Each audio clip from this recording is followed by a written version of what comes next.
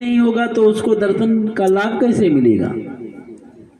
तो चंद्रमा रो रहा था।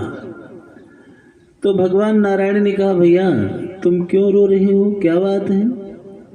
चंद्रमा ने कहा, प्रभु आप जले पर नमक मत छिड़को, सूर्य आगे नहीं बढ़ रहे हैं, सब लोग आपका दर्शन कर रहे हैं और हमें दर्शन करने का लाभ नहीं मिल रहा है।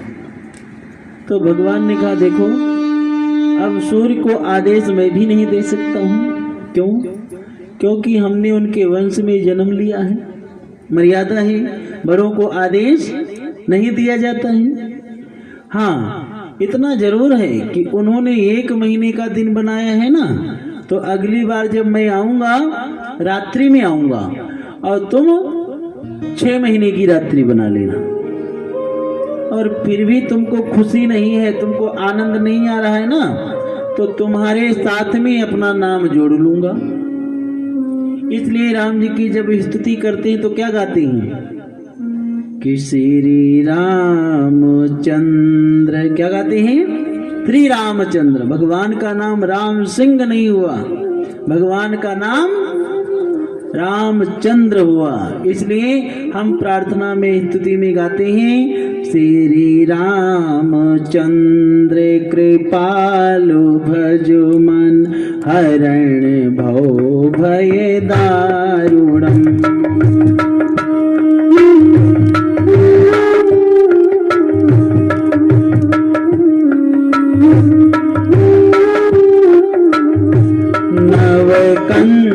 लोचन कंज मुकुक कंज पद कंजारूढ़म।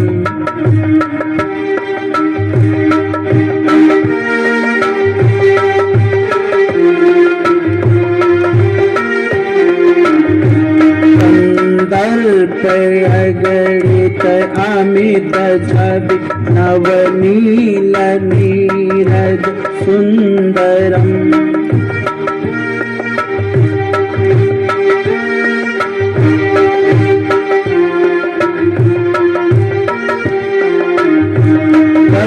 पीत मानहु तड़ित रुचि सुचि नौमि जनक सुतावरम। श्री रामचंद्र कृपालु भजो मन हरणे भवो भय दारुणम। तो भगवान का नाम रामचंद्र रखा गया। बोलिए रामचंद्र भगवान की। देवताओं ने भगवान का नाम रामचंद्र पहले ही रख दिया।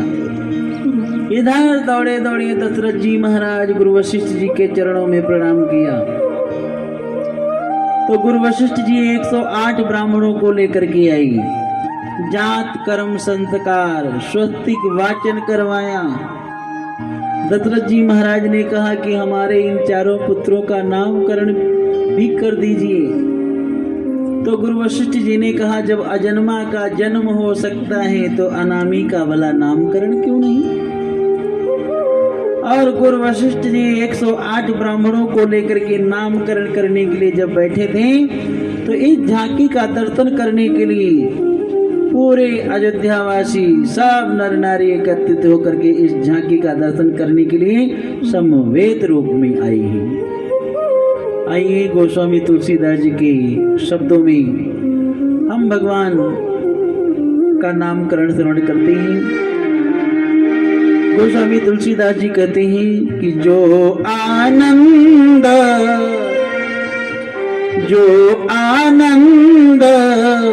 सिंधु सुख राशि, जो आनंद सिंधु सुख राशि, श्री करते त्रय लोक छुपासी, करते तेरे लोक छुपासी।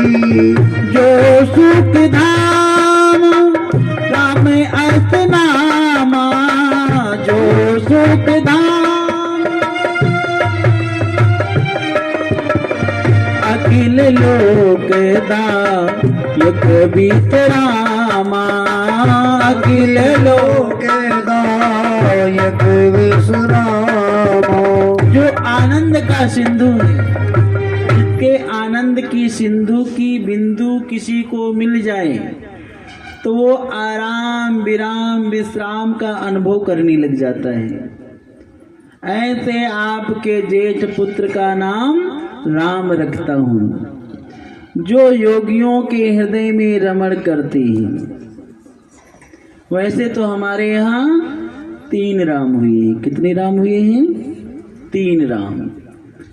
एक भार्गव नंदन परशुराम, जब क्षत्रिय लोग अपने रास्ते से विमुख हो गए थे तो हाथ में फरसा लेकर के जो सही रास्ता दिखाया था उनको कहते हैं परशुराम। एक कर्म योगी है और एक भक्ति योगी राम, जो दशरथ नंदन कौशल्या।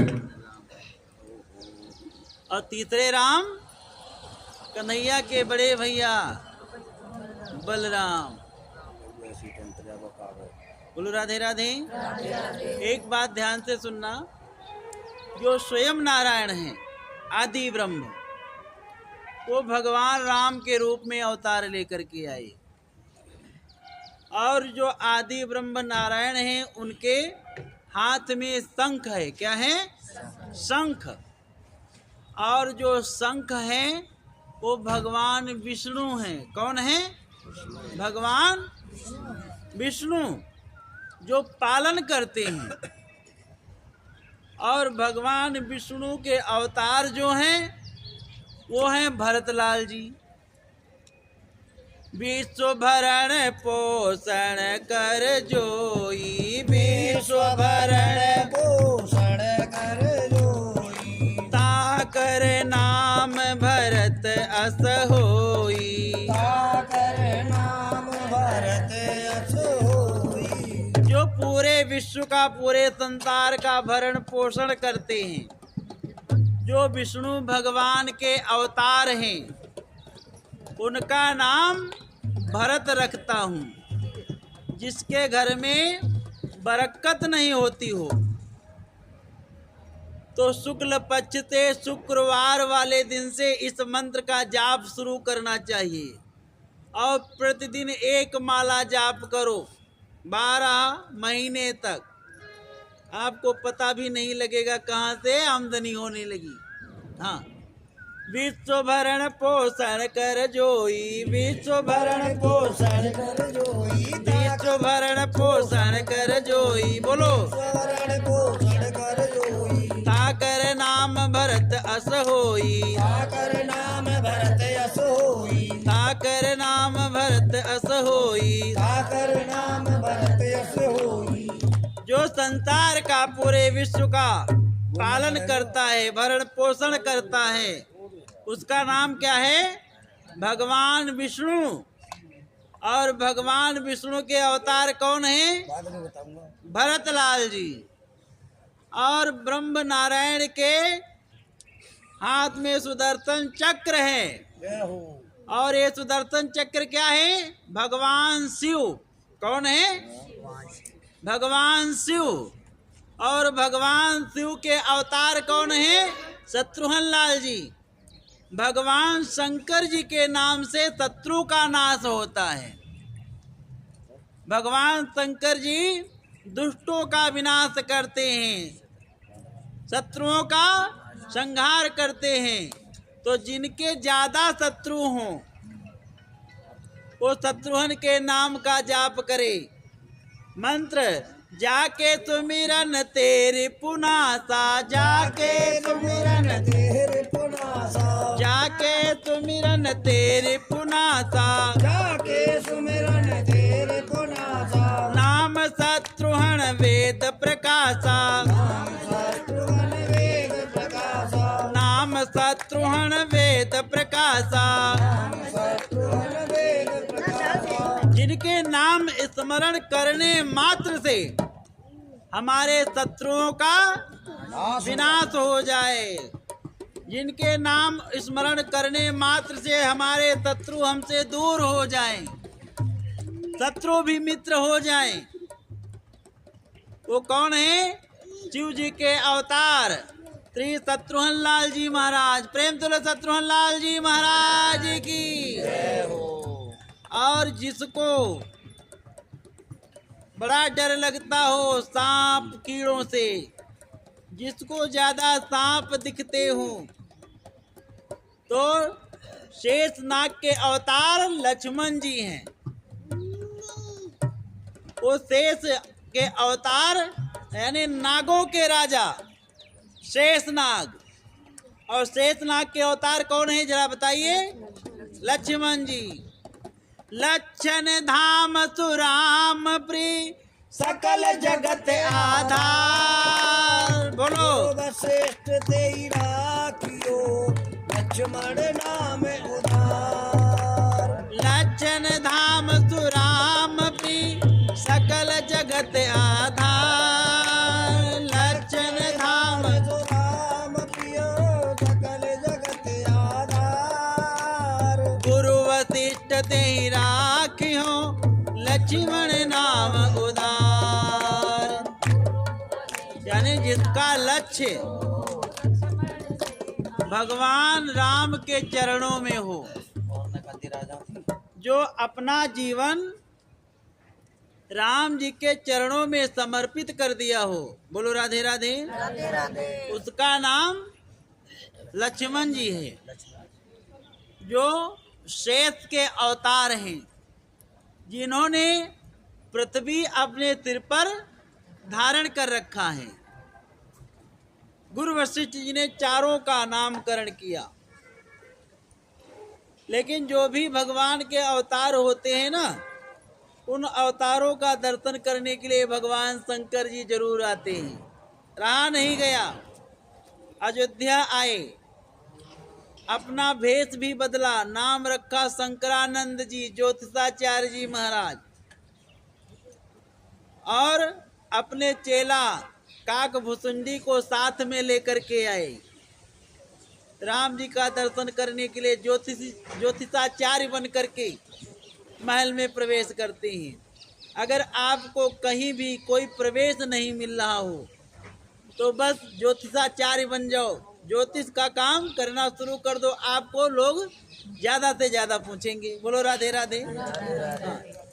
तो ज्योतिषाचार्य बन करके भगवान शंकर जी आए और राम जी का दर्शन किया। राम जी का जब भगवान शंकर जी ने दर्शन किया तो भगवान शंकर जी को आनंद की बड़ी अनुभूति हुई। भगवान राम थोड़े से और बड़े होते हैं, अपने सखाओं के साथ में खेलने के लिए जाते हैं, और थोड़ा सा बड़े होते हैं तो एक बक्सर के वन में बाबा जी रहते हैं, जिनका नाम है विश्वामित्र। उनको मारी, सुबाहु, ताड़का इत्यादि यज्ञ नहीं करने देते हैं। जब वो यज्ञ करते हैं तो उनके हवन कुंड में रक्त का घड़ा, मांस के टुकड़े फेंक जाते हैं, यज्ञ को विध्वंस कर देते हैं। आज विश्वामित्र जी महाराज बड़े दुखी मन से ध्यान कर रहे थे, और ध्यान में भगवान की झांकी दिखाई पड़ गई कि जगत का पालक वो अयोध्या में राजा दशरथ के घर में बालक बन करके प्रकट हो चुका है। तो क्यों ना यज्ञ का जो भोक्ता है उसको मैं लेकर के आऊं। कहते हैं विश्वामित्र जी 2-4 दिन के लिए यज्ञ संतों से बंद करवा दिया, और कहा कि जब तक मैं वापस ना आऊं तब तक यज्ञ बंद रखना।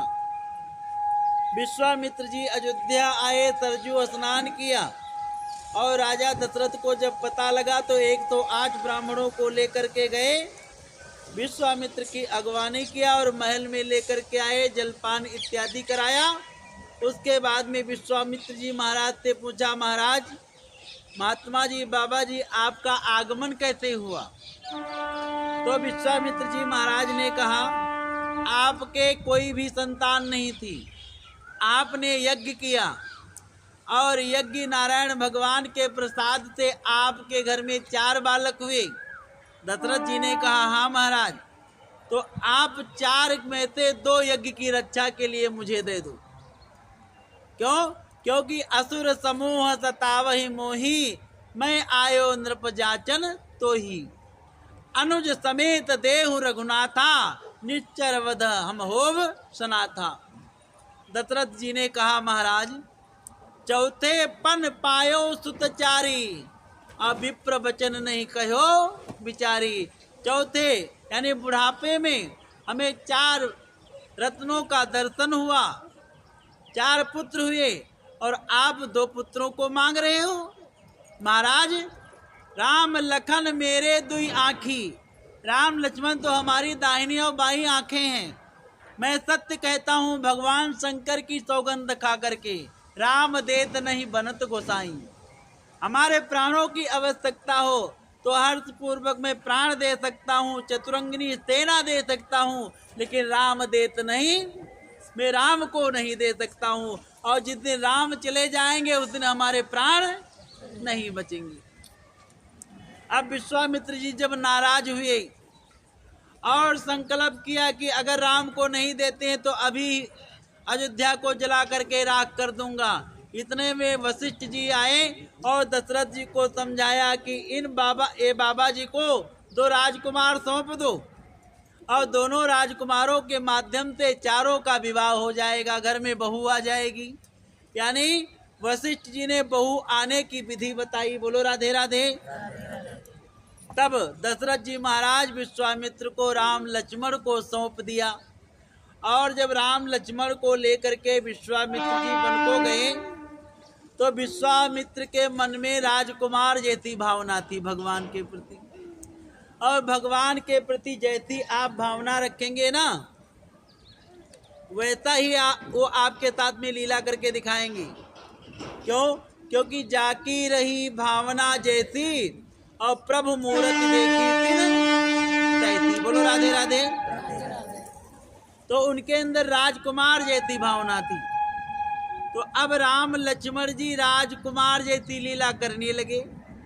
चलते चलते दोनों भाई एक दूसरे को पकड़ करके बैठ करके रोने लगे। अब विश्वामित्र जी कहते हैं कि तुम रोते दोनों क्यों हो, क्या बात है? तो राम जी ने कहा कि हम दोनों भाइयों को भूख लगी है। विश्वामित्र जी ने सोचा ये जरूर दशरथ के राजकुमार होंगे, कोई अगवान भगवान नहीं है। अगर भगवान होते तो क्या इनको भूख लगती? विश्वामित्र जी ने कहा कि तुम महल में कितनी बार खाते थे?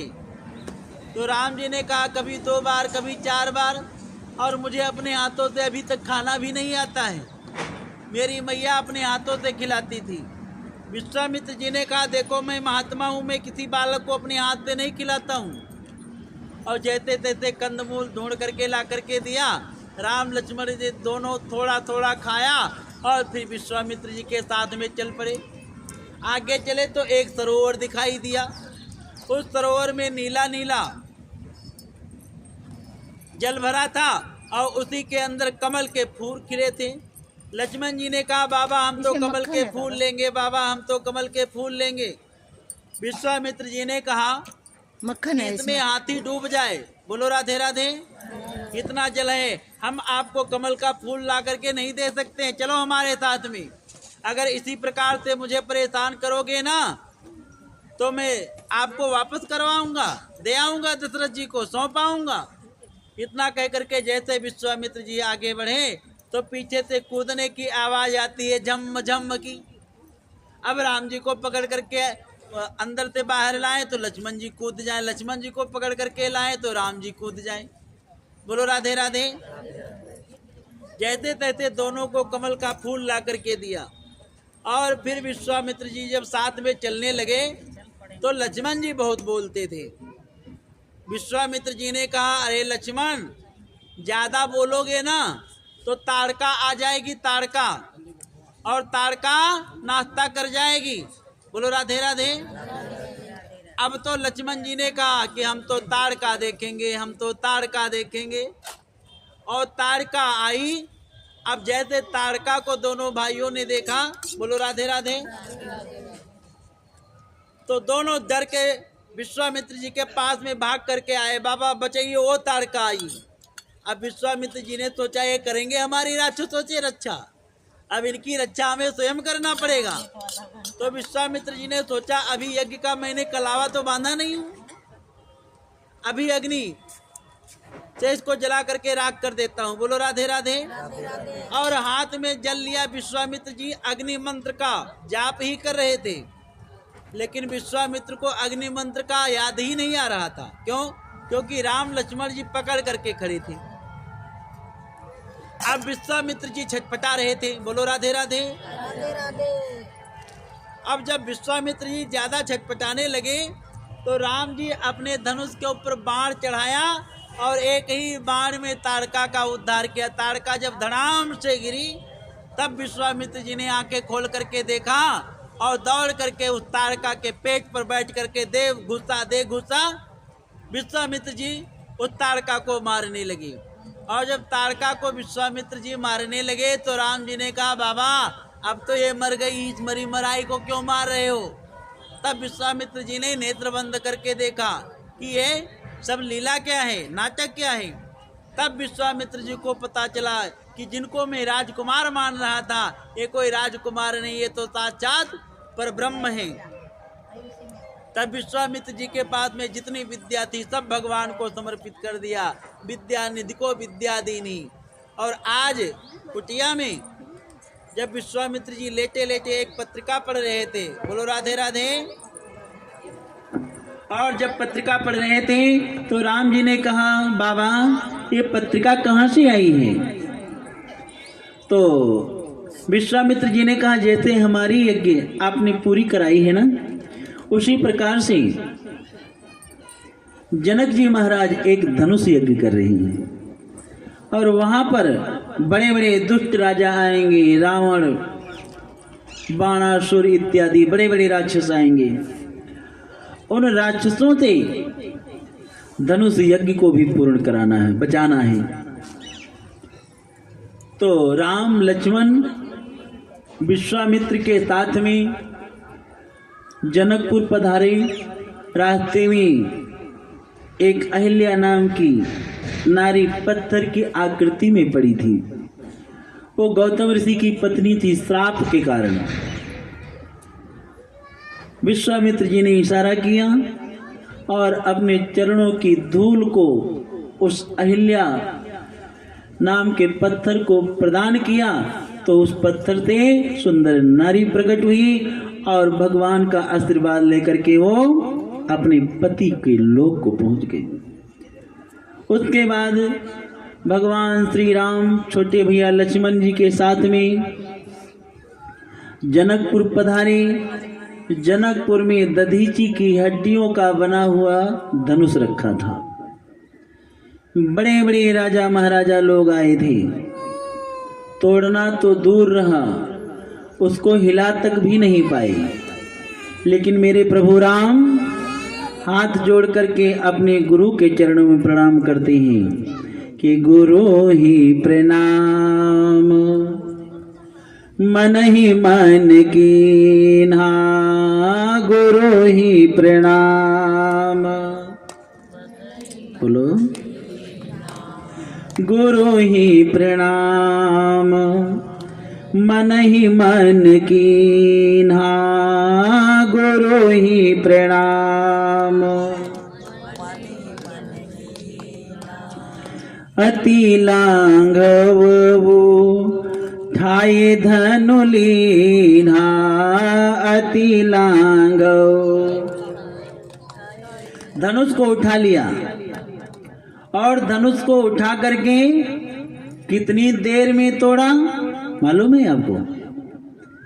आप चूल्हे पर कढ़ाई चढ़ा दो,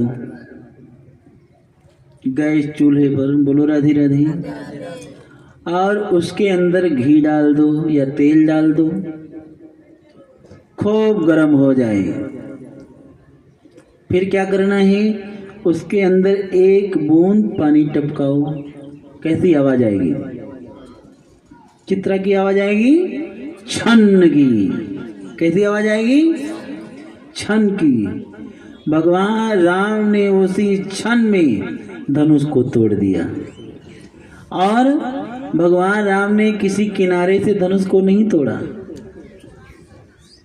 इस किनारे से तोड़ दिया हो नहीं, इस किनारे से तोड़ दिया हो नहीं, भगवान राम ने धनुष को तोड़ा बीच से, मध्य से। क्यों? मध्य से क्यों तोड़ा? इसका बड़ा सुंदर रहस्य है।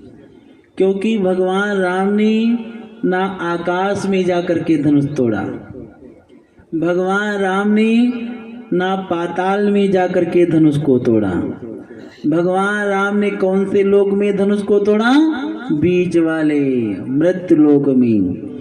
इसलिए मध्य शब्द लिखाते ही सन राम मध्य धनु तोरा, भरे भुवन धुनि घोर कठोरा। भगवान राम ने धनुष को इसलिए बीच से तोड़ा।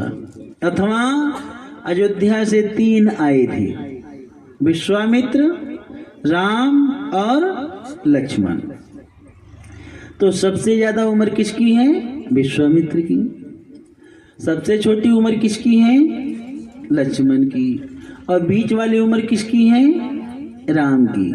तो ना सबसे छोटे वाले लक्ष्मण जी ने धनुष को तोड़ा और ना सबसे बड़ी उम्र वाले विश्वामित्र ने धनुष को तोड़ा। धनुष किसने तोड़ा? मध्य वाले, जिनकी मध्य की बीच की उम्र है। इसलिए तही चन राम मध्य धनु तोड़ा, भरे भुवन धुनि घोर कठोरा। एक और बड़ा सुंदर शब्द है, ब्रह्मा के अवतारी राम ने धनुष को नहीं तोड़ा, शंकर के अवतारी राम ने धनुष को नहीं तोड़ा, तो नारायण अवतारी भगवान राम ने धनुष को तोड़ा। इसलिए कहते तही क्षण राम मध्य धनु तोड़ा। मध्य शब्द इसलिए लिखा गया है कि भगवान राम धनुष को उठा करके किसी कोने में ले जाकर के नहीं तोड़ा, सभा के बीच में, सभा के मध्य में धनुष को तोड़ा। तही क्षण राम मध्य धनु तोड़ा, भरे भुवन धुनि घोर कठोरा। अब जब धनुष राम जी ने तोड़ दिया तो सीता जी वरमाला लेकर के आई, और सीता जी सखियों के साथ में जब वरमाला लेकर के आई राम जी को पहनाने के लिए, लेकिन सीता जी जिस समय विवाह हुआ था उस समय सीता जी की उम्र 6 वर्ष की थी। कितने वर्ष की थी? 6 वर्ष की। और राम जी की उम्र 12 वर्ष की थी। कितनी छोटाई बड़े हैं, जरा विचार करो।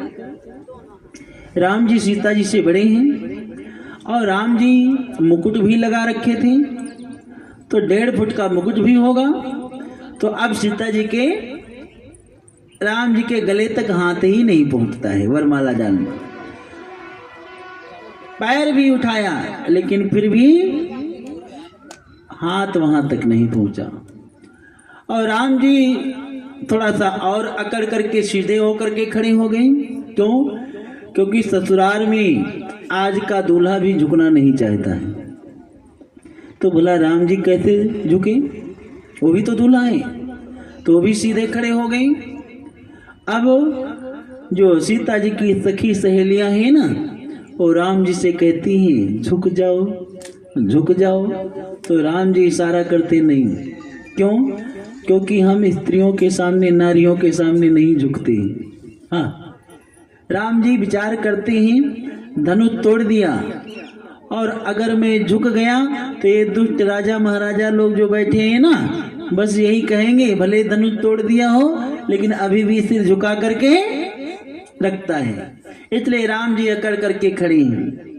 राम जी कहते मैं नहीं झुकने वाला हूँ। तो सखियों ने इशारे से कहा अरे यहाँ तो बड़े बड़े झुकते हैं। हाँ, क्यों? क्योंकि भक्ति है हमारी सीता, और भक्ति के आगे भले भगवान आप हो, आपको झुकना पड़ेगा। बोलो कृष्ण कन्हैया लाल की। भक्ति के आगे किसी की नहीं चलती है, झुक जाओ। फिर भी राम जी झुके नहीं। तो सखियों ने सैनिकों से इशारा किया जाओ जनक जी महाराज से कह दो, राम जी से कह दें झुक जाओ। अब जनक जी महाराज की क्या हिम्मत है जो राम जी से कह दें झुक जाओ।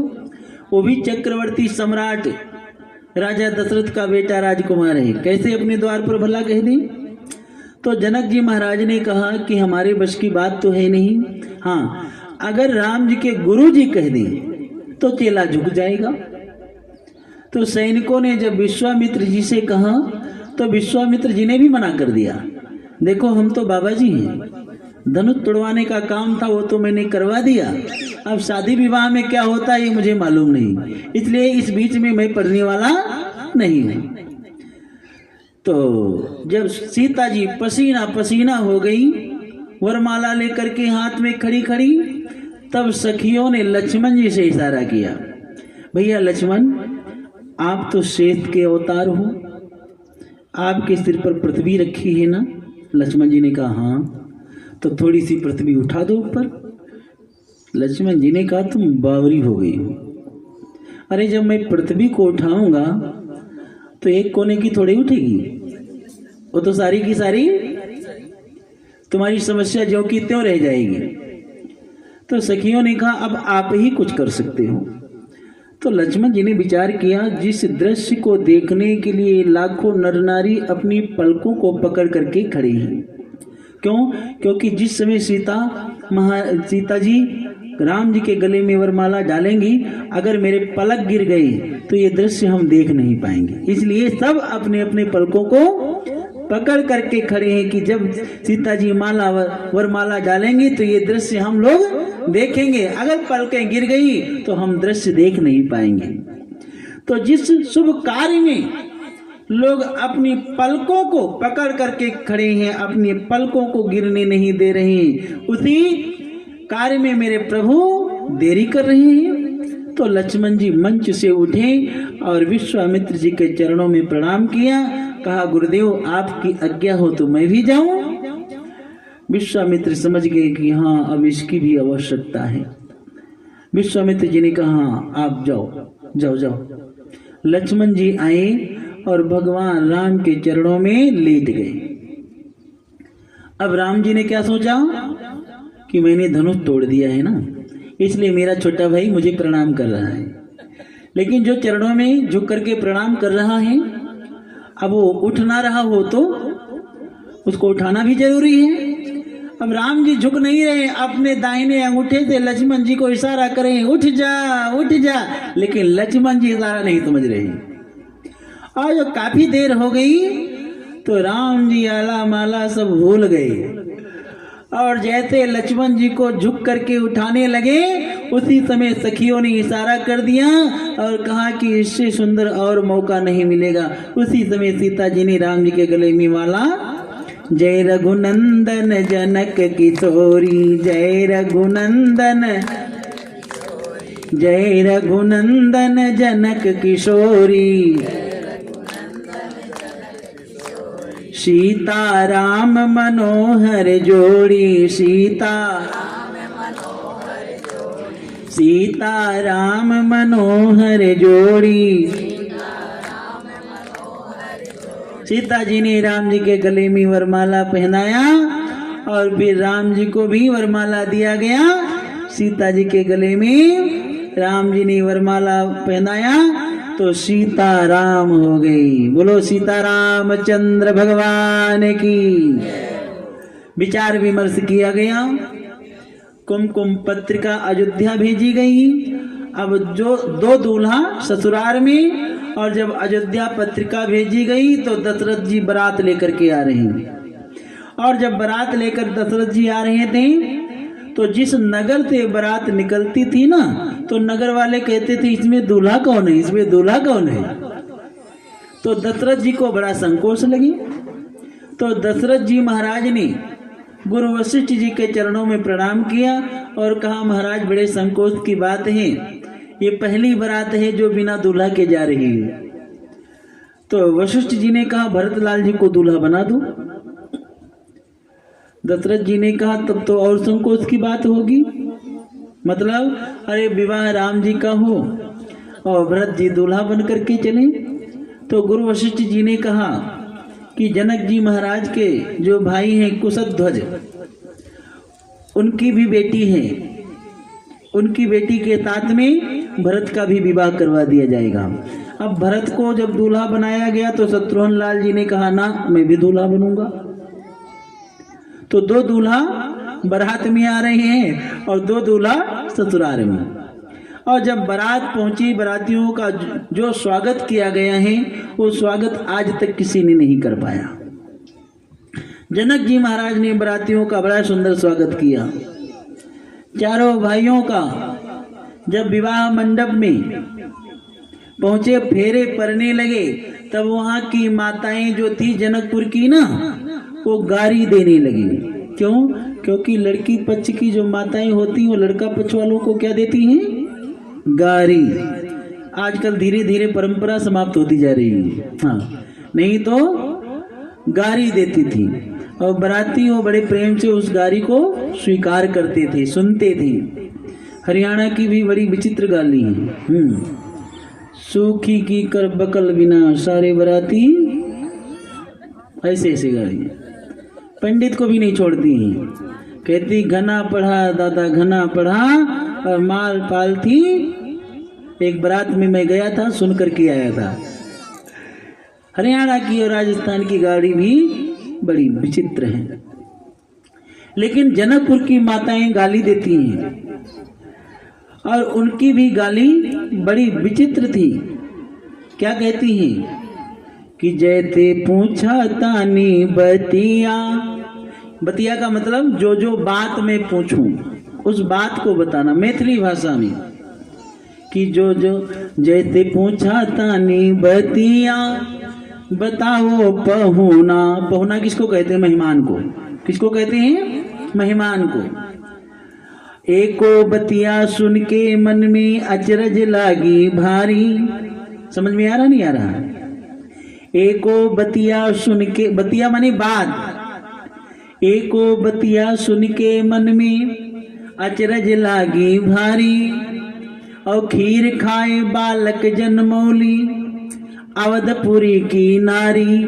यही साची साची कछोना छिपाओ पहुना। जैसे पूछा ताने बतिया बताओ पहुना। जब ये जनकपुर की माताएं गारी गा रही थी तो लक्ष्मण जी को बड़ा बुरा लगा। लक्ष्मण जी ने कहा खबरदार, अगर गारी दिया ना तो मैं तुमको गारा दूंगा। सखियों ने कहा ये गारा क्या होता है? तो लक्ष्मण जी ने कहा आप गारी दो फिर मेरा गारा सुनना। तो सखियों ने कहा अरे इसमें गारी देने की क्या बात है? अयोध्या में पुरुषों का कोई काम ही नहीं था। तुम्हारी माताओं ने क्या खाया था? खीर खाया था। बोलो राधे राधे। अरे तुम्हारे यहाँ अयोध्या में पुरुषों का कोई काम ही नहीं है। तुम्हारे यहाँ माताएं खीर खा खा करके बच्चों को जन्म दे देती हैं, बच्चे पैदा कर देती हैं। लक्ष्मण जी ने कहा अच्छा, अब हमारा गारा सुनो। अरे हमारे यहाँ कम से कम माताओं का तो काम है, कम से कम खीर खा करके बच्चों को जन्म तो दे देती हैं। लेकिन तुम्हारे यहाँ जनकपुर में ना माताओं का काम है ना पुरुषों का काम है। तुम्हारे यहाँ जो लड़कियां जन्म लेती है ना, वो गड्ढे खोद करके निकाल ली जाती है, जमीन से जन्म लेती है। अब सखियों ने कहा अरे लक्ष्मण, तुम्हारा जो गारा है ना बहुत प्यारा है, बड़ा मजबूत गारा है। कहते हैं कोहर की जो कथा होती है, कोहर का जो प्रसंग होता है बहुत बड़ा विचित्र होता है। हाँ, कोहर की कथा जो होती है वो बड़ी प्यारी है। राम जी की चारों का विवाह संपन्न हुआ। दशरथ जी महाराज विवाह करवा करके बच्चों का अयोध्या वापस लेकर के गए। चारों पुत्र वधुओं का तीनों माताओं ने बड़ा स्वागत किया। कैकेयी ने तो सीता जी का जब मुख देखा तो सोने का कंचन कनक भवन दान दिया। लेकिन कभी कभी ज्यादा खुशी को नजर भी लग जाती है।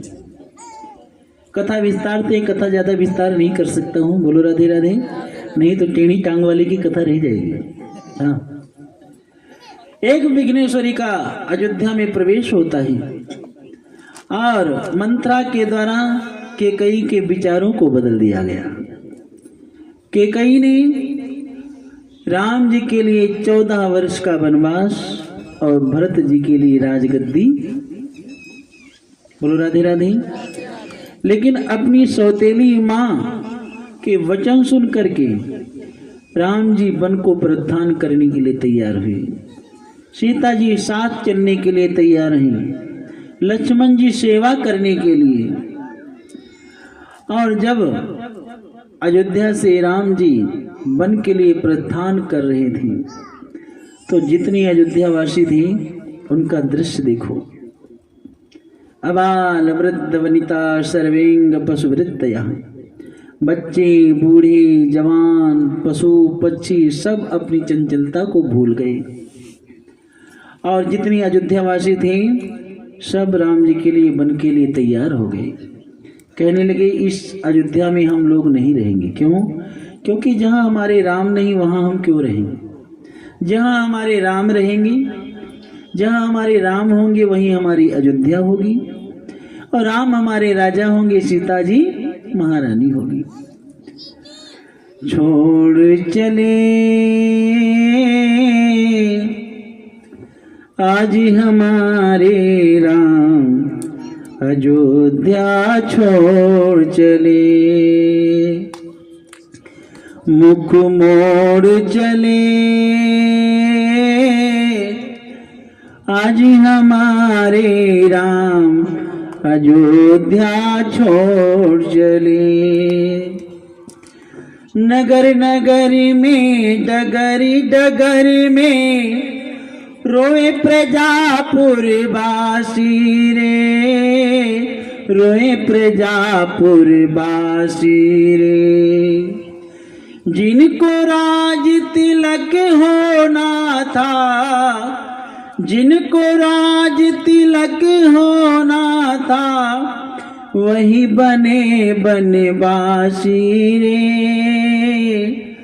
फूलों से नाता तोड़ के भगवन, बन से नाता जोड़ चले। मुख मोड़ चले आज हमारे राम, अयोध्या छोड़ चले। जैसे बछड़ा छूट जाने से रोया करती है गैया हो, रोया करती है गैया, वैसे रोई रही है देखो, वैसे रोई रही है देखो, राम लखन की मैया, राम लखन की मैया। फूलों से नाता तोड़ के भगवन, कांटों से नाता जोड़ चले। आज हमारे राम, अयोध्या छोड़ चले। मुख मोड़ चले आज हमारे राम, अयोध्या छोड़ चले। सुमंत जी रथ लेकर के जा रहे हैं, और चलते चलते जब शाम हो गई, तमसा नदी का किनारा आया, तो जितने अयोध्यावासी थे सब विश्राम करने का, रुकने का निर्णय लिया। और सारा दिन चले थे तो थक गए थे, और जैसे बीच में बार बार न उठा करो। बोलो राधे राधे। जैसे सब सो गए तो राम जी ने सुमंत जी से कहा कि इन अयोध्या वासियों का वनवास नहीं है, वनवास तो केवल हमारा है। तो इन अयोध्या वासियों को यहीं सोते हुए गंगा के किनारे छोड़ दो, और रथ को ऐसे घनघोर जंगल से ले चलो कि इन अयोध्या वासियों को पता भी न चलेगी रथ किधर गया है, तो अपने आप अयोध्या वापस चले जाएंगे। सुमंत जी ने ऐसा ही किया, और जब तमसा नदी के किनारे अयोध्यावासी सो करके जगते हैं तो देखते हैं न राम है, न लक्ष्मण है, न सीता मैया है, न रथ है। अब एक दूसरे से पूछते हैं भैया राम कहाँ, राम कहाँ। अब सब लोग राम राम चिल्लाते हैं और चारों तरफ दौड़ते हैं। हे राम राम कही चहुदित धावही, रथ कर खोज कतहु नहीं पावही, रथ कर खोज कतहु नहीं पावही। चारों तरफ दौड़ते हैं लेकिन रथ का कोई पता नहीं लगता है। तो जितने अयोध्यावासी थे सब नाराज होकर के, दुखी होकर के अयोध्या वापस आते हैं। लेकिन कहते हैं कि जब तक राम जी अयोध्या वापस नहीं आ जाएंगे, कोई कहता है कि मैं घर के अंदर नहीं रहूँगा, कोई कहता है मैं पलंग पर सोऊंगा नहीं, कोई कुछ नियम लेता है, कोई कुछ नियम लेता है, कोई कहता है मैं सरजू के किनारे ही रहूँगा। बोलो कृष्ण कन्हैया लाल की। और त्याग जो होता है ना, अंदर का होता है। अयोध्या वासियों ने निर्णय लिया कि जब तक राम जी वापस नहीं आएंगे तब तक मैं अन्न नहीं खाऊंगा, फल खाऊंगा। किसी ने जल पी करके रहने का 14 साल तक निर्णय लिया। और जब तक अयोध्या राम जी वापस नहीं आए तब तक अयोध्या में किसी ने अपने बेटा बेटी का विवाह नहीं किया। जब तक राम जी अयोध्या नहीं आए तब तक 14 वर्षों में किसी की मृत्यु नहीं हुई। जब तक अयोध्या राम जी नहीं आए तब तक किसी का अयोध्या में जन्म नहीं हुआ। ऐसा त्याग में अयोध्या का जीवन था। और जब राम जी 14 वर्ष पूरा करके रावण को मार करके विभीषण को राजगद्दी प्रदान करके अयोध्या आए तो 14 वर्षों में जितने दिन होते हैं उतने घर घर में दीपक जलाए गए, दिवाली मनाई गई। ऐसा अयोध्या का प्रसंग है, ऐसी राम कथा है। राम कथा बड़ी दिव्य है। और इस राम कथा को अगर हम गाने लग जाएंगे ना तो कन्हैया की कथा भला कौन सुनाएगा। जो राम नाम गुण गाएगा जीवन में बड़ा सुख पाएगा। जो राम नाम गुण गाएगा जीवन में बड़ा सुख पाएगा। जो राम नाम गुण गाएगा जीवन में बड़ा सुख पाएगा। जो राम नाम गुण गाएगा जीवन में बड़ा सुख पाएगा। जीवन में बड़ा सुख पाएगा। जीवन में बड़ा सुख पाएगा। जो राम नाम गुण गाएगा जीवन में बड़ा सुख पाएगा। जो राम नाम गुण गाएगा जीवन में बड़ा सुख पाएगा। सब जीवों का सम्मान तू कर, हाँ सब जीवों का हाँ दया धर्म और दान तू कर, हाँ दया बेकार ये काम न जाएगा जीवन में बड़ा सुख पाएगा। बेकार ये काम न जाएगा जीवन में बड़ा सुख पाएगा। जो राम नाम गुण गाएगा जीवन में बड़ा सुख पाएगा। जो राम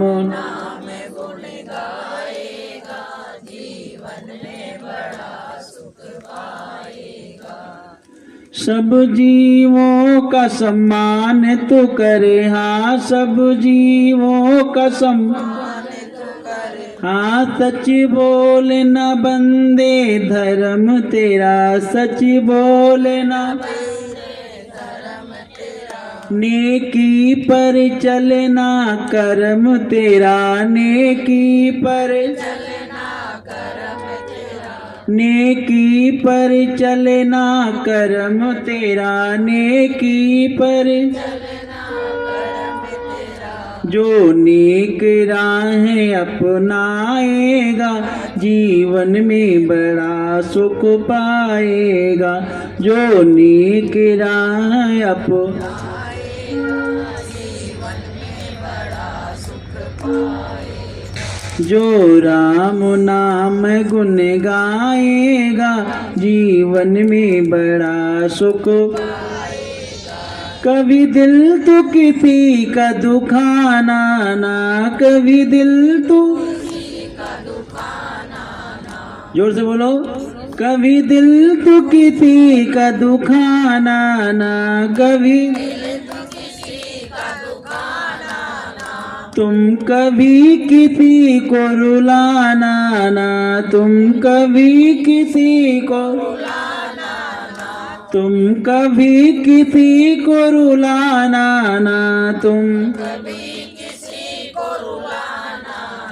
जो रोते हुए को हंसाएगा, जो रोते जीवन में बड़ा सुख पाएगा, जीवन में जो राम नाम गुण गाएगा, जीवन में बड़ा सुख, जो कृष्ण नाम गुण गाएगा, जीवन में बड़ा सुख, जीवन में बड़ा सुख पाएगा, जीवन में प्रेम चूल रामचंद्र भगवान की। भगवान राम ने 13,500 वर्ष तक अयोध्या में राज किया और 13,500 वर्ष राज करने के बाद सभी अयोध्या वासियों को अपने साथ साकेत लेकर के चले गए थे। बोलो रामचंद्र भगवान की।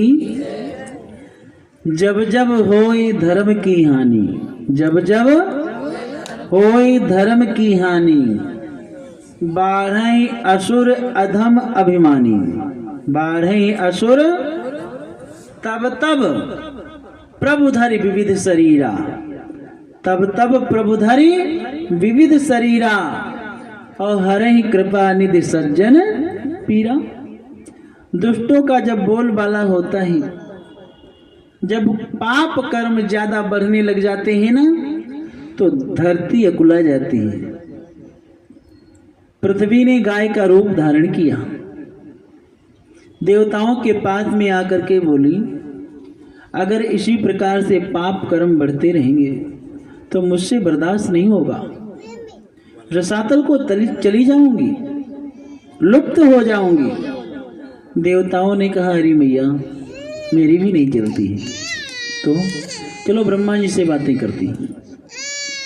तो पृथ्वी ने गाय का रूप धारण किया और ब्रह्मा जी के पास में जब आई तो ब्रह्मा जी ने कहा, हे पृथ्वी, मैं अभी नारायण से बातें कर लेता हूँ, जरा रुको। तो ब्रह्मा जी ने नेत्र बंद किया, और जब ब्रह्मा जी ने नेत्र बंद किया तो ब्रह्मा जी के कान में आवाज आई, क्या कि वसुदेव गृहे साक्षात् भगवान पुरुषः परा, जनिष्यते तत्प्रियार्थम संभवन्तु रत्रियाः। ब्रह्मा जी ने कहा, हे गौ माता, हे देवताओं, हमें ऐसा लगता है कि मथुरा में एक राजा होंगे जिनका नाम होगा वसुदेव, और वसुदेव की पत्नी का नाम होगा देवकी।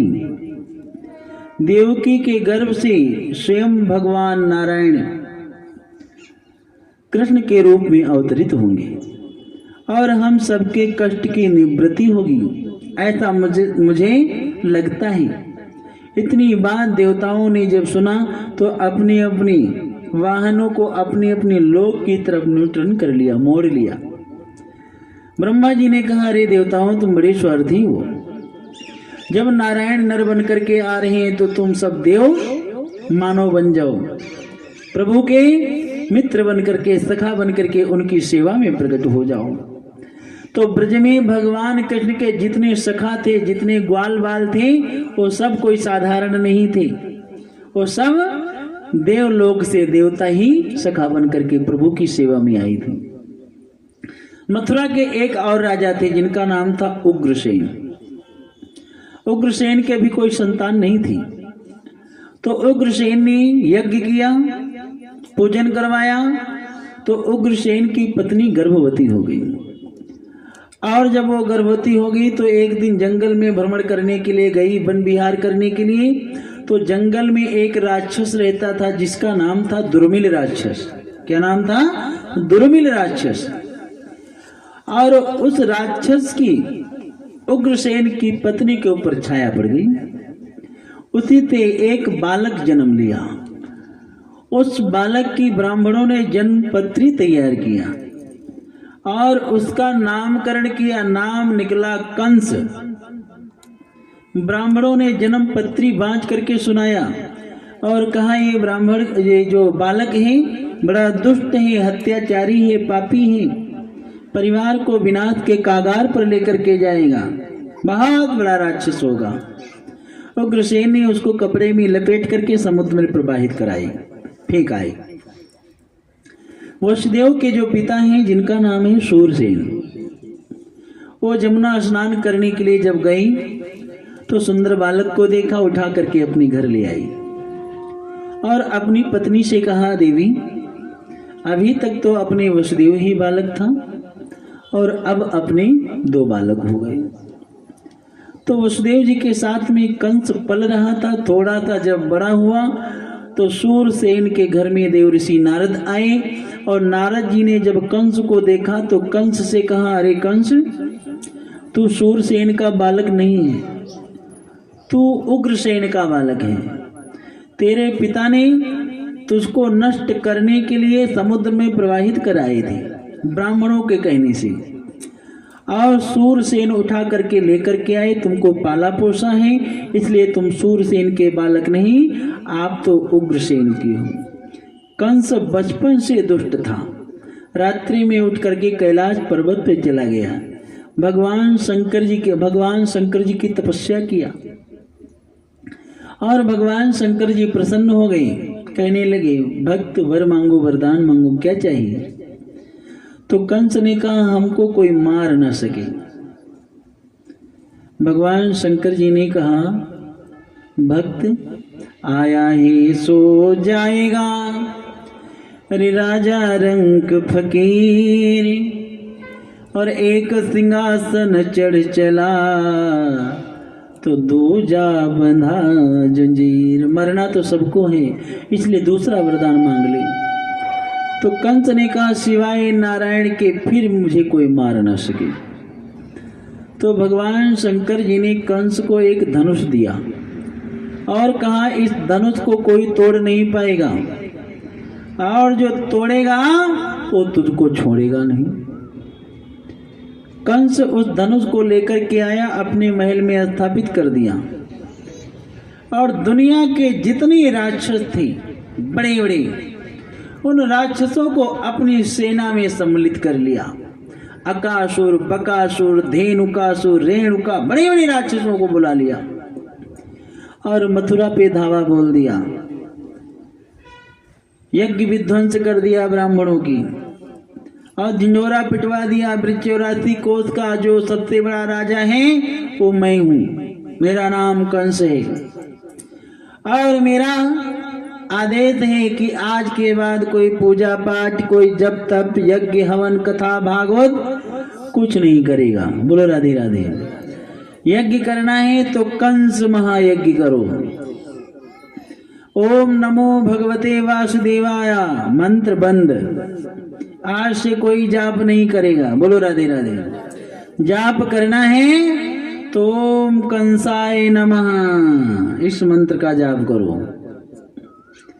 हाँ, कंस के मन में इतना बड़ा अभिमान आ गया है, लेकिन कभी कभी देवताओं के मन में भी दया होती है, कभी कभी राक्षसों के मन में भी दया होती है। बोलो राधे राधे। तो कंस ने सोचा कि मेरी चचेरी जो बहन है देवकी, और वसुदेव जी के घर का मैंने अन्न खाया है, तो क्यों ना अपनी बहन देवकी का विवाह वसुदेव जी से करा दूं।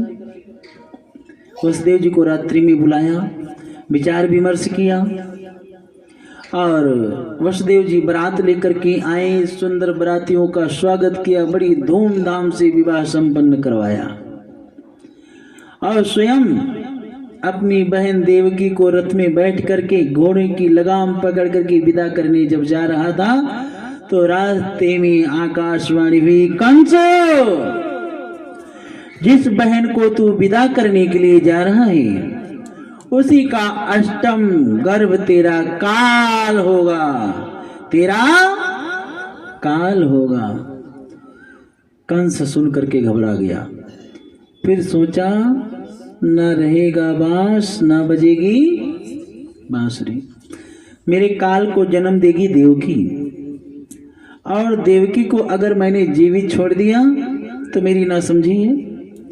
म्यांग से तलवार निकाला और देवकी के केस पकड़ करके रथ से नीचे खींच लिया, और जैसे तलवार से मारने के लिए देवकी को प्रयास किया तो वसुदेव जी ने कंस के तलवार वाले हाथ को पकड़ लिया और कहा, बड़ा वीर बनता है, बड़ा बहादुर बनता है, एक नारी को तू तलवार से मारेगा, कहाँ की शोभा है। नारी और गाय को कभी मृत्यु दंड नहीं देना चाहिए। क्यों?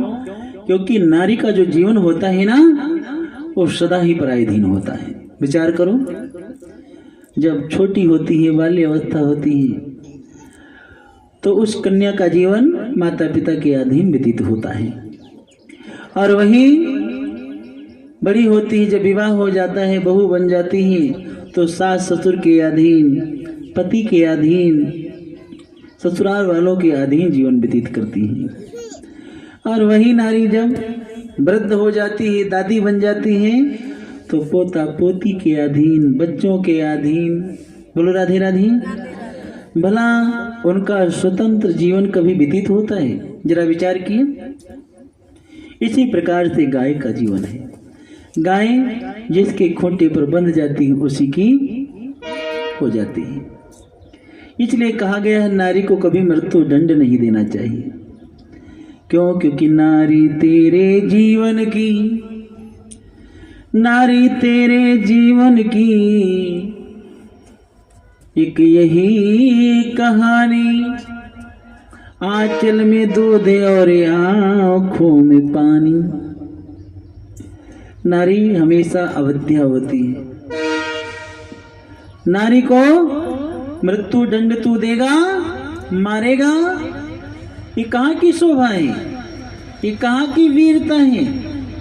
कंस ने वसुदेव जी से कहा कि वसुदेव, मुझे भाषण मत सुनाओ, मैं तो इतना जानता हूं कि मेरे काल को जन्म देगी देवकी, और देवकी को अगर मैंने जीवित छोड़ दिया तो मेरी ना समझी।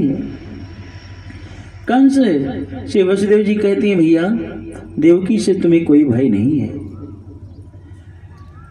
मैं आपको वचन देता हूं, देवकी को छोड़ दो, और देवकी के जितने पुत्र होंगे सब एक एक करके आपको समर्पित कर दूंगा, आप उनको मार डालना, लेकिन देवकी को छोड़ दो। कंस ने कहा, मेरी भी एक शर्त है। क्या? कि जब तक देवकी के 8 नहीं हो जाएंगे तब तक तुमको जेल में रहना होगा, हथकड़ियाँ वेणियाँ पहननी होंगी। वसुदेव जी ने कहा, हमें सब मंजूर हैं, लेकिन भैया देवकी को तो छोड़ दे। कंस ने वसुदेव और देवकी को कारागार में डाल दिया। उग्रसेन ने जब मना किया तो उग्रसेन के भी हाथ में हथकड़ी और पैरों में बेड़ी डाल करके उनको भी जेल में बंद कर दिया, तुम भी जेल में चलो। और स्वयं झंझोरा पिटवा दिया कि आज से ब्रज 84 कोस का जो सबसे बड़ा राजा है वो मैं हूं। अपनी हुकूमत चलाने लगा। धीरे धीरे जब समय आया तो देवकी के प्रथम पुत्र हुआ। प्रथम पुत्र का नाम था कीर्तिमान। बोलो राधे राधे। कीर्तिमान। कंस आया, देवकी के हाथ से उस बालक को लेकर के एक पत्थर की चट्टान पर पटक दिया। देवकी का कलेजा धड़ते बोला। अब एक एक करके जब देवकी के पुत्र देवकी के आंखों के सामने मारे जाने लगे तो देवकी तो पागलों जैसी हो गई। वो तो दिन रात जेल के अंदर जोर जोर से चिल्लाती है, कभी हंसने लग जाती है तो कभी रोने लग जाती है तो कभी उछलने लग जाती है। और धीरे धीरे जब 7वां बालक गर्भ में आया तो भगवान नारायण को बहुत चिंता हो गई। सातवां बालक जो गर्भ में आया है, भगवान नारायण ने सोचा ये तो हमारे लक्ष्मण जी हैं। क्यों? क्योंकि रामा अवतार में बड़ी सेवा किया है और इनको बचाना है। अब यहाँ प्रश्न उठता है कि ये रामा अवतार में छोटे बन करके आई और कृष्णावतार में बड़े बन करके क्यों आ रही हैं? तो एक सुंदर कथा आती है कि एक बार भगवान राम वन में जब लेटे हुए थे तो लक्ष्मण जी चरण दबा रहे थे। तो राम जी ने कहा कि लक्ष्मण जी थक गए होंगे, अब तुम रहने दो। लेकिन लक्ष्मण जी सेवा के लिए गए थे, सेवा में कभी लक्ष्मण जी थकते नहीं थे। तो लक्ष्मण जी ने कहा मैं नहीं थका हूँ प्रभु, सेवा करने दो। फिर राम जी ने कहा लक्ष्मण जी थक गए होंगे, रहने दो। लक्ष्मण जी ने कहा नहीं नहीं प्रभु, मुझे थकान नहीं लगती, मुझे सेवा करनी दो। अब की बार थोड़ा राम जी गुस्सा में तेज बोले, लक्ष्मण मैं बार बार कहता हूं तो सुनता ही नहीं है। लक्ष्मण जी सेवा करना बंद कर दिया, लेकिन जरा सा दुखी हो गए और प्रतिज्ञा किया कि अगली बार बड़ा बन करके आऊंगा। इस बार छोटा हूं ना तो सामने कुछ बोल नहीं सकता हूं, अगली बार बड़ा बन करके आऊंगा, फिर डांट करके सेवा करने का मौका मिलेगा। और कथा ऐसी आती है, जब गाँव में चराने के लिए कन्हैया जाते हैं तो बलराम को याद आ जाती है। तो बलराम कहते हैं अरे कन्हैया, ओ कन्हैया, हाँ बड़े भैया यहाँ आइयो। और जैसे कन्हैया आता है तो बलराम जी गोद में लेटा लेते हैं और धीरे धीरे पंखा करने लग जाते हैं। अब कन्हैया कहता बड़े भैया थक गए होंगे, रहने दो। बलराम कहते हैं नहीं नहीं नहीं थका हूँ, चुप सो जाओ। फिर थोड़ी देर बाद कन्हैया कहता बड़े भैया रहने दो, थक गए होंगे। बलराम जी ने कहा नहीं थका हूँ। थोड़ी देर बाद फिर कन्हैया ने कहा बलराम भैया, बड़े भैया थक गए होंगे, रहने दो। बलराम जी डांट करके बोलते हैं चुप। कन्हैया धम्म से सो जाती है। क्यों? बड़े हैं, डांट करके सेवा करने का मौका मिलेगा। बोलो राधे राधे।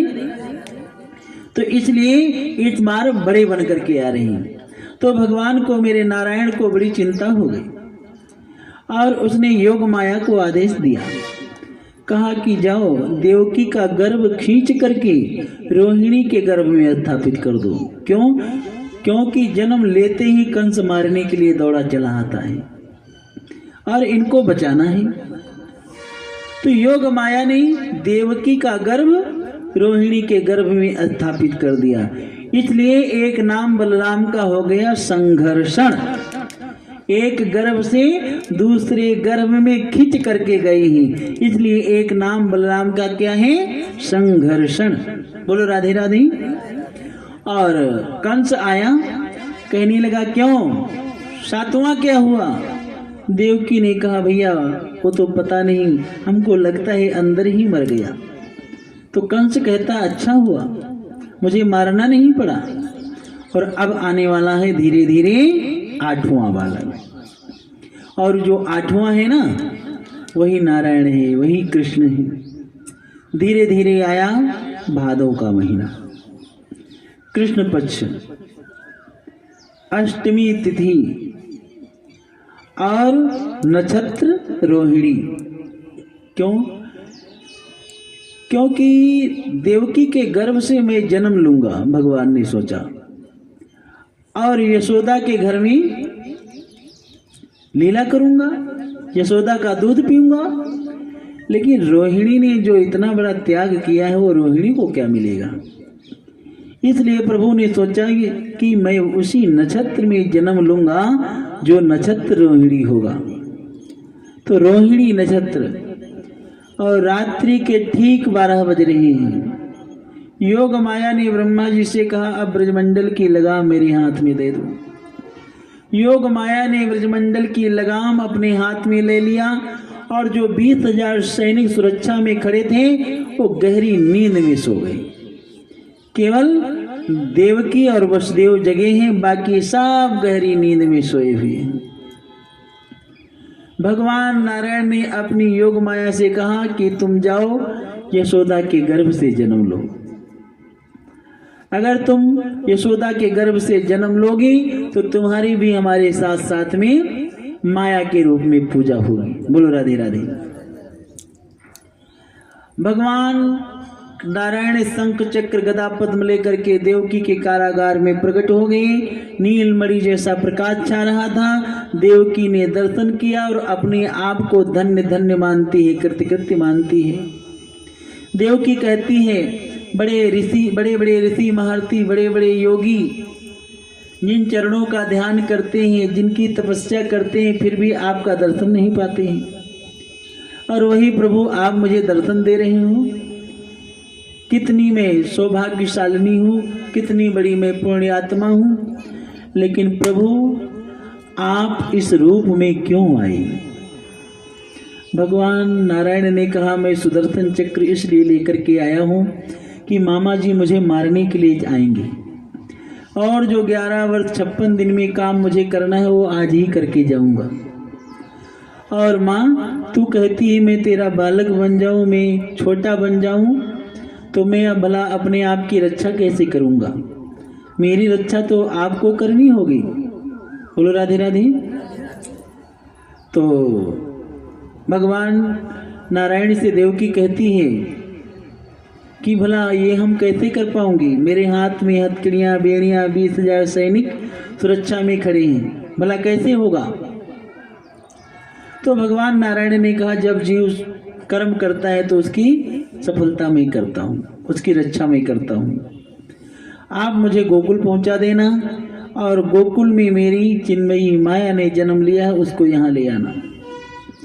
और इतना कहकर के भगवान नारायण छोटे से बालक हो गए। देवकी ने गोद में लिया, अपना दूध पिलाया। वसुदेव जी जैसे गोद में लेने का साहस किया, वैसे उनकी हथकड़ियाँ, बेड़ियाँ खुल गई। एक बांस की टोकरी आई, और उस टोकरी में अपना फटा पुराना जो वस्त्र था उसमें रख लिया, और उसी के ऊपर कन्हैया को लिटाया और उठा करके सिर पर रखा। जैसे बाहर निकलने का प्रयास किया तो 20,000 सैनिक गहरी नींद में सोए हुए थे। एक एक ताला खुलता जा रहा है। जैसे जेल से बाहर आए, काले काले नीले नीले बादल आ गए। तड़ की बिजलियां चमकने लगी, और हाथी के सूंड के समान मूसलाधार बरसात होने लगी। कहते हैं जमुना का जल और बरसात का जल एक में मिल गया। कौन बरसात का जल है, कौन जमुना का जल है, कुछ पता नहीं लग रहा है। और जल के अंदर बड़े बड़े जीव जंतु आवाज कर रहे हैं, बहुत भयानक डर लग रहा है। जमुना जी उछाले मार रही हैं कि मेरे प्रभु अवतार लेकर के आई हैं, मैं इनके चरणों का स्पर्श करूंगी, मैं इनके चरण छूंगी। तो भगवान कृष्ण ने अपने चरणों को जैसे बाहर किया टोकरी से, जमुना जी ने स्पर्श किया, लेकिन जमुना जी की तो दालत बिगड़ गई। जमुना जी कहने लगी, अब मैं मुखार बिंद का भी दर्शन करूंगी। लेकिन मुखार बिंद का तभी दर्शन होगा जब वसुदेव जी पूरे डूब जाएंगे। तो मुखार बिंद का दर्शन तो बाद में हुआ, वसुदेव जी की दाढ़ी ऊपर पहले उठ गई। बोलो राधे राधे। और जैसे जमुना जी को भगवान नारायण के मुखार बिंद का दर्शन हुआ, उसी समय जमुना जी घुटनों तक जल कर दिया।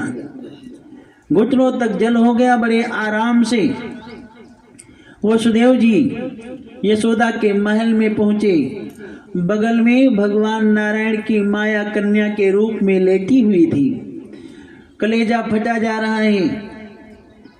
लाला को लिटाया, कन्या को लेकर के चले हैं, कलेजा फटा जा रहा है। बार बार मुड़ मुड़ करके देख रहे हैं, लेकिन वसुदेव जी के पास में इसके अलावा और कोई चारा नहीं है। कन्या को लेकर के आए हैं, एक एक ताला बंद होता जा रहा है। जैसे जेल के अंदर पहुंचे, हथकड़ियां लग गई, बेड़ियां लग गई। 20,000 सैनिक जो गहरी नींद में सोए हुए थे वो जग गई, और कन्या जोर जोर से रोना शुरू कर दिया। नारायण थे तो शांति थी, और नारायण को छोड़ करके माया को जब लेकर के आए हैं तो ये माया अशांति फैला दिया। मम माया जोर जोर से जब रोने लगी तो कंस आया, लाओ हमारा 8वां काल आया, हमारा 8वां काल आया। देवकी कहने लगी, भैया ये पुत्र नहीं पुत्री है। कंस ने कहा, पुत्री? अरे बेटा होना था, बेटी कैसे हो गई? और मैं इतना बड़ा पापी थोड़े हूँ जो बेटी को मार दूंगा। एक बार कंस ने छोड़ दिया तो कंस के सैनिकों ने कहा, महाराज आप बड़े दयालु हो, देवताओं ने आपके साथ में होशियारी किया है, इस बार कन्या बना करके इसलिए भेजा है क्योंकि आप कन्या को मारोगे नहीं। और महाराज अगर इस कन्या को छोड़ दिया तो इस कन्या के गर्भ से जो बालक जन्म लेगा वो आपको नहीं छोड़ेगा। जो अपने देह को सब कुछ समझते हैं ना, वो अपनी देह के रक्षा के लिए अपने प्रियजनों को मारने में संकोच नहीं करते हैं।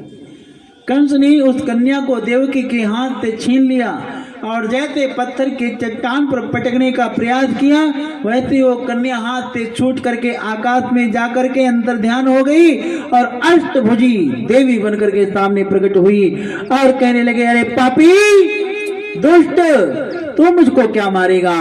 तुझे मारने वाला ब्रज 84 कोष में जन्म ले लिया है। कंस तो थर थर थर थर कांपने लगा और कहने लगा, अरे माँ ये बताओ वो है कहाँ? उस माया ने कहा, ये मैं नहीं बताऊंगी। और इतना कह करके वो माया अंतर ध्यान हो गई, विंध्याचल की गुफा में जाकर के, बोलो राधे राधे, विंध्याचल की गुफा में जाकर के प्रवेश किया और उसी का नाम है विंध्याचल मैया। बोलो राधे राधे। तो अब आइए चलते हैं गोकुल, जहां हमारा कन्हैया पहुंच गया है। बोलो राधे राधे, बोलो कृष्ण कन्हैया लाल की। गोकुल के राजा हैं नंद बाबा। गोकुल के राजा पकड़ लियो क्योंकि जो ननद होती है ऐसा मौका वो देखती है, चूकती नहीं। बोलो राधे राधे। इसलिए 6 महीना पहले से आराम से भाभी की सेवा के लिए नंद बाबा की बहन जाएंगे। आज अभी रुक जाओ 10 मिनट। बोलो राधे राधे, अभी बैठा रहो। और कोई गड़बड़ नहीं है, बस नौलखा हार तो मिलेगा। और हुई लाली थी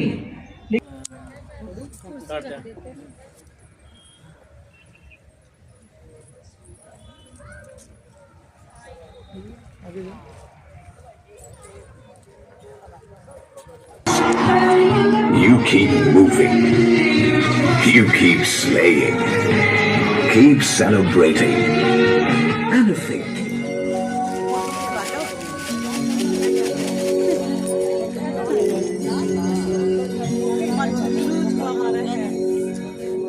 जायो यशोदा जी ने लल्ला मोहल्ला में हल्ला सो मच गए। जायो यशोदा जी ने लल्ला मोहल्ला में हल्ला सो मच गए। जायो यशोदा जी ने लल्ला मोहल्ला में हल्ला सो मच गयो। हल्ला सो मच गयो, हल्ला सो मच गयो, हल्ला सो मच गयो, हल्ला।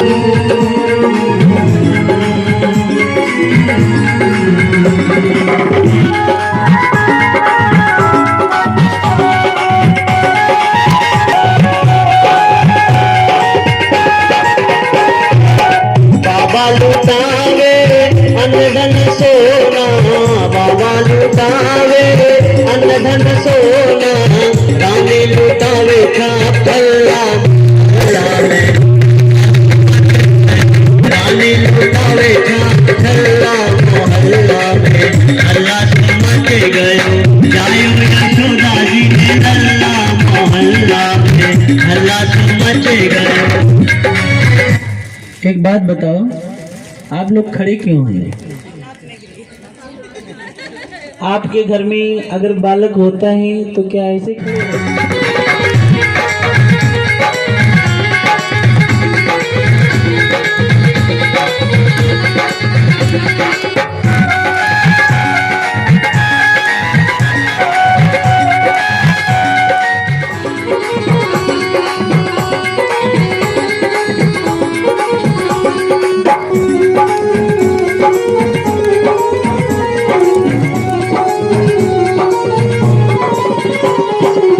गोपी भी नाचे, वाले भी नाचे, गोपी भी नाचे, वाले भी नाचे, नाचत दे दे अल्लाह